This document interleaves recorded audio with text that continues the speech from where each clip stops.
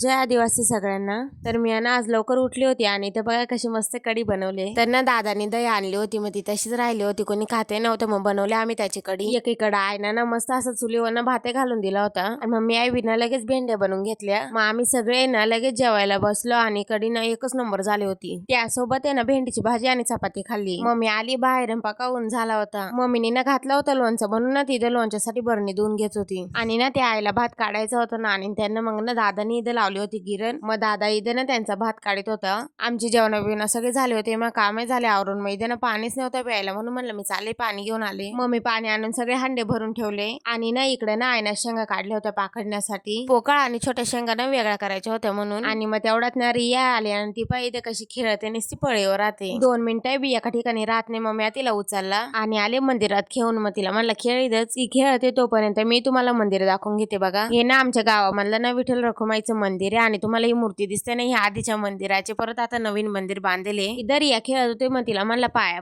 पडता पडता तिनं दरवाजाच दिला उघडून। मग मी बी पाया पडले आणि तिला आले घरी घेऊन आणि आई शेंगा या करीत होते आणि ती लगेच गेले ना त्या शेंगांमध्ये खेळायला। मग तिनं खेळायला बी आणि थोड्या शेंगा खाल्या। मग तेवढ्यात आतीनं अथर्व आला होता, मग आम्ही इथं बाहेर बसलो आणि इथं यश खेळत होता आणि तो बघा किती भारी बसलाय। मग दादाने ट्रॉली भरून लाकडं आणली होती, मग आम्ही इथं लाकडं वाहू लागलो कारण परत पाऊस बीस पडल ना म्हणून। सपनाताई आली होती, मग तिला घेतलं मदतीला ना व्हायला आम्ही लाकडा। रिया ना थोडी सुद्धा ऐकत नव्हती, एवढी मस्ती करत होती। मग मम्मी गेली तिला झोपून, मग आम्ही लाकडा व्हायला आणि आजी आलती ना ती आतमध्ये रचत होती आणि तिनं पण एवढी ट्रॉलीवर लाकडा एवढ्याशा जागेत बरोबर बसवल्या, ती नीटही लावल्या ती वरून। मग दागेल तर गोटीला दादाने आणली होती इथं भेळ, मग आम्ही बसलो भेळ खायला। मस्त त्याच्यामध्ये कांदा टोमॅटो कोथिंबीर सगळं टाकले पार, मग एकच नंबर लागत होती भेळ। मग तेवढ्यात रिया इथं मस्त पैकी अशी झोप काढून उठली होती, मग तिला बसवला भेळ खायला आणि खायचा टाकला आणि ती खेळतच पकी बसली होती त्याच्यासोबत। तुम्हाला व्हिडिओ आवडला असेल ना तर नक्की लाईक शेअर आणि सबस्क्राईब करा। भेटूया पुढच्या व्हिडिओमध्ये, तोपर्यंत हर हर महादेव।